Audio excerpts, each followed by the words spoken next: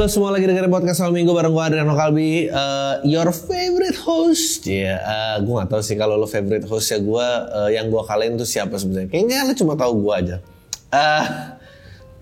Gimana keadaannya semua? Semoga lo baik-baik aja. Gue sih baik-baik aja. Terus gimana? PPKM 12 gitu-gitu terus. I don't know apakah sudah berakhir apa belum. Gue tuh salut sama manusia karena pada saat mengalami, lo nggak tahu kapan itu berakhir. Tapi pada saat berakhir tuh dilupakan cepat sekali gitu. Gue kira tuh dulu pandemi tuh nggak ada ujungnya. Gue masih inget gue bikin PAM waktu itu, tutorial bikin bunker 2 tahun yang lalu. Baru pindah kantor, tutorial bikin bunker, terus kayak and I thought kita akan hidup selama-lamanya kayak gitu. Ternyata enggak ya. Terus lewat, ya udah lewat aja gitu, kayak nggak ada apa. Terus kayak sekarang PPKM nggak tahu dianggap serius apa nggak dianggap serius. I don't know. Semoga lo semua baik-baik aja.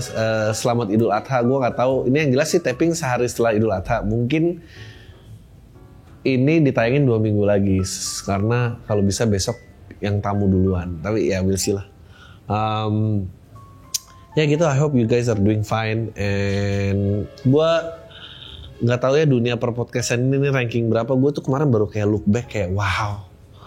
Gue itu dari tanggal 5 apa tanggal 3 gitu. Kalau 5 Agustus 2015. That's almost 7 tahun yang lalu. Dan wah, itu makan masih Jokowi 1 ya.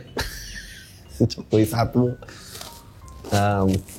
Iya, berubah dan gue harap hidup kalian juga berubah. Gue nggak tahu gimana cara mengukurnya, tapi ya gitulah.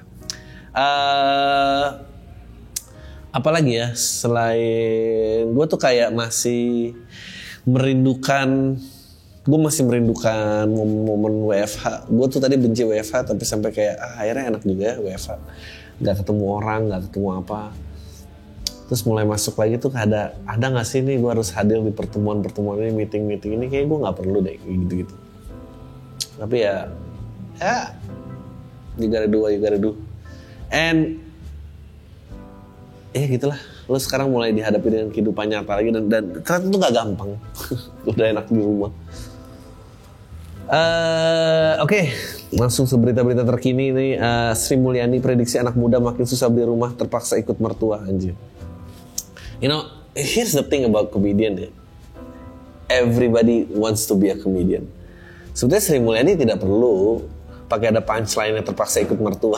Tapi dia mungkin ya biar ice breaking lah dan gak terlalu depresif banget. Terpaksa itu mertua. Semoga lo gak harus ngalamin ini. Kayaknya setiap generasi selalu susah beli rumah. Emang ada generasi yang mudah gitu beli rumah. Maksudnya zaman orang tua gue juga udah susah beli rumah karena nggak ada yang dibangun. Makin mahal. I don't know, everybody wants to be comedian. Kenapa sih orang nggak bisa kayak jalanin tugasnya? Nggak perlu dikomediin kan kayak gini. Apa mungkin jurnalis dari link ini? Maaf Ibu Sri Mulyani, saya langsung menuduh Anda yang buat komedi. Padahal bisa aja ternyata jurnalisnya. Berbincang di webinar Road to G20 Securitization Summit 2022 hari pertama, Sri mengungkapkan adanya backlog perumahan di Indonesia sebesar 12,75 juta. Merujuk definisi dari situs Pusat Pengelolaan Dana Pembiayaan Perumahan PPDPP Kemenku. Angka ini menunjukkan bahwa ada 12,75 rumah tangga yang saat ini masih tinggal di rumah yang bukan miliknya.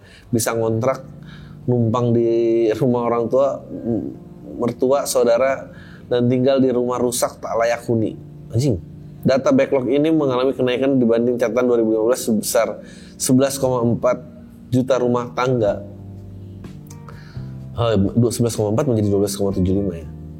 Ya, 1,3 menaik 1,3 habis pandemi ya bagus, cuma 1,3. I thought it could be worse.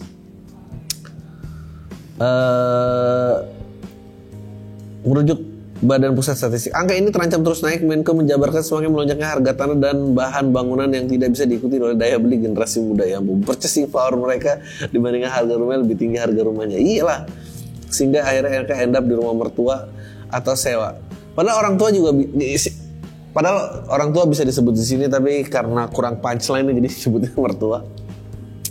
Itu pun kalau mertuanya punya rumah juga. Kalau enggak punya rumah itu udah jadi masalah lebih besar lagi ya. Menggulung per generasi, kata Menku Sri dalam webinar. I'm sure she meant this as a joke. Oh, so dia bilang kita punya gap antara demand dan purchasing power. Itu namanya harap-harap. Cuma saya bermimpi punya rumah dan saya berencana punya rumah, keduanya berbeda. Mimpi ya mimpi, kalau berencana ya berarti sudah ada daya belinya untuk mengeksekusi rencananya tahun itu. Gue nggak setuju. Gue yang pengetahuannya limited dan tidak banyak baca ini. I think kalau lu mencari di kota besar kayaknya emang berat menurut gue. Tapi kan itu yang problem dengan kepadatan tinggi kan. Maksudnya kalau lo mengincar kota-kota satelit, gue rasa lo masih mampu. Kalau lo nggak harus ngopi tiap hari juga, gue rasa lo masih mampu. Kalau lo mau turun gaya tingkat dari luasnya rumah orang tua lo menjadi rumah yang lebih petakan, gue rasa lo masih mampu. Gue rasa hal-hal adjustment seperti itu sih yang nggak dilakuin sama banyak orang. Terus kalau mau beli rumah di kampung, gue rasa lo masih mampu. Jangan beli rumah di ibu kota atau di kota besar, itu emang masih susah. Lalu ya salah anjing gue, pokoknya kalau salah tuh salah pemerintahnya. Karena ya kenapa UMR segitu, nyicilnya segitu. Gue tuh kemarin baca social economic status di Indonesia, social economic status kelas A, B, dan C gitu ya. Mereka ditentukan oleh jumlah pengeluaran per bulannya. Per bulannya kelas C itu mengeluarkan sekitar 650.000 sebulan. Cuy, itu lebih gede daripada saldo GoPay lo kan. Maksudnya sebulan yang dengerin ini, anjir lu tuh jauh banget di atas C. Jadi I'm not even sure gue pernah berinteraksi dengan masyarakat C kalau emang Indonesia bilang pengeluarannya 650.000. 650.000 itu siapa men? Gue gak yakin 650.000 tuh kan kalau ditukar tuku cuma berapa gitu. Jadi rendah banget. Dan itu masyarakat C itu mungkin 50% lebih gue rasa. Lalu masyarakat B itu 1,5 juta. Lu boleh cari deh, 1,5 juta. Pengeluaran 1,5 juta. Berarti semua itu udah di atas masyarakat B. Karena UMR aja Jakarta 4,7, Jogja aja 3 juta berapa. Maksudnya itu kan lu pasti gak nabung kan, pasti lu habis gajinya. Itu masyarakat B. Nah masyarakat A dan ke atas itu adalah 6 juta per bulan. Kita nih gue rasa yang mampu mendengarkan podcast, gue yakin lu tuh A. Dan A itu menurut gue 30%-an lah.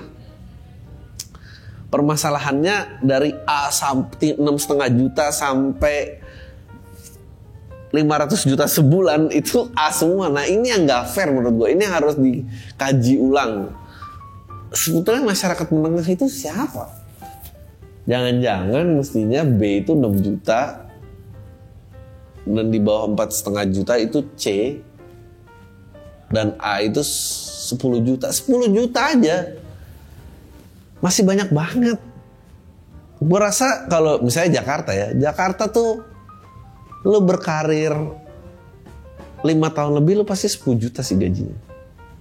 Ini kan jumlahnya pengeluaran, jadi bisa aja lu 10 juta tapi masyarakatnya C karena lu pengeluaran 650 juta. Tapi gak mungkin lah, gue belum pernah denger orang gaji 10 juta nabungnya 930, 9.350.000, gak mungkin. Abis tuh pasti setengah, abis tuh pasti 6 juta. I don't know, something fucked up about penghasilan lu berapa dan gimana cara mereka measure ini. Kayak kalau kayak gini, sementara itu rumah macam apa yang mau dibeli gitu kan.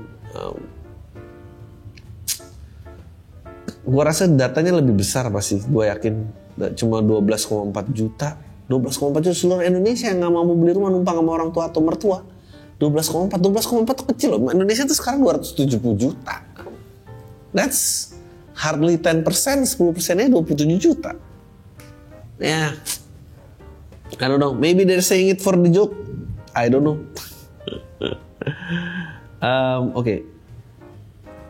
Menkes janji terbitkan izin riset ganja medis, kaji perluasan legalisasi RI. Weh, ini sebetulnya pernyataan Menkes Budi Gunadi Sadikin keluar sehari setelah Wapres Ma'ruf Amin meminta MUI mengkaji fatwa seputar manfaat ganja medis. Di tengah kunjungan Presiden Jokowi ke Eropa, suasana dalam negeri ingar-bingar kemajuan diskusi tentang ganja medis. Sehari setelah Wapres Ma'ruf Amin membuat pernyataan mengejutkan dengan meminta Majelis Ulama Indonesia membuat fatwa mengenai ganja medis.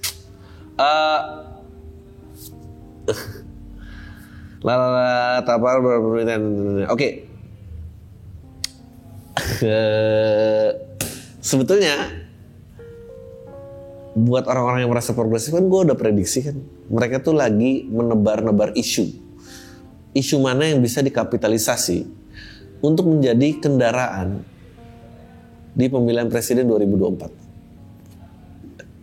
Mark my words, catat kata-kata gue. Dan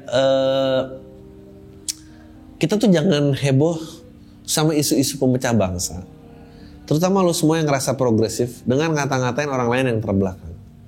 Yang bisa lo lakukan adalah lo meramaikan isu-isu progresif yang sejalan sama lo. Jadi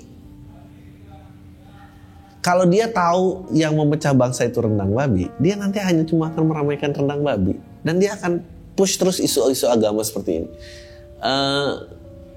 Menurut gue lo ngeramein yang lain aja.